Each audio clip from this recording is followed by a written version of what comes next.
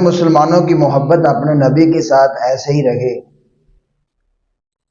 اگر مسلمانوں کی محبت قرآن کریم کے ساتھ ایسے ہی رہے تو انشاءاللہ یہ جتنے بھی گستاخ ہیں ان کے دماغ ٹھیک ہو سکتے ہیں، جیسا کہ سویڈن کا دماغ ٹھیک ہو رہا ہے۔ پوری دنیا کے اندر جس طرح مسلمانوں نے قرآن کریم کے ساتھ اپنی والہانہ محبت کا اظہار کیا گیا، یہ قابل تکریم ہے، قابل احترام ہے۔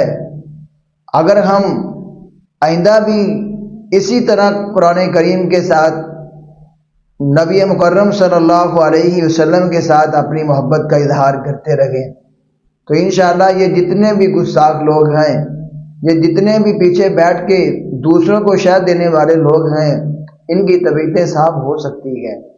سویڈن کی حکومت اس بات پہ مجبور ہو چکی ہے کہ وہ سوچے کہ اپنے قوانین کے اندر ترمیم کرے۔ جو قانون انہوں نے آزادی اظہار رائے کا بنایا ہوا ہے اس کے اندر تبدیلی کرے، اور کوئی اس طرح کی تبدیلی لے کے آئے جو کسی بھی مسلک کے لوگوں کو ٹھیس نہ پہنچائے۔ ان کا وزیر قانون اس بات کا اظہار کر چکا ہے۔ تو یہ مسلمانوں کے احتجاج کی وجہ سے ہے جو انہوں نے پوری دنیا کے اندر احتجاج کیا۔ پوری دنیا کے اندر مسلمانوں نے قرآن کریم کے ساتھ اپنی والہانہ محبت کا اظہار کیا گئے، اور یہ ضروری تھا۔ یقیناً ہم قرآن کریم کے ساتھ اپنی جان سے زیادہ محبت کرتے گئے، ہم اپنے رسول کے ساتھ اپنی جان سے زیادہ محبت کرتے گئے، اور یہ کسی ایک انسان کے ساتھ یا کسی ایک مسلک کے ساتھ خاص نہیں گئے۔ اختلافات اپنی جگہ پہ ہیں، ہر مسلمان کسی بھی مسلک کے ساتھ تعلق رکھنے والا ہو وہ اللہ کے رسول کے ساتھ بھی محبت کرتا گئے، قرآن کریم کے ساتھ بھی محبت کرتا گئے۔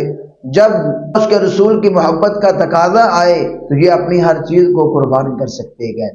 پوری دنیا کے ہر خطے کے اندر ہمیں احتجاج ریکارڈ کروانا چاہیے، اور یہ بھی بڑا اچھا فیصلہ ثابت ہوا کہ کئی ممالک کے اندر سویڈن کی چیزوں کا بائیکاٹ کیا گیا، اور بائیکاٹ کے بارے میں سوشل میڈیا پہ باقاعدہ مہم چلائی گئی کہ ان لوگوں نے یہ گستاخی کی گئی، قرآن کریم کو جلایا ہے، ہم ان کے ساتھ تعلق نہیں رکھنا چاہتے۔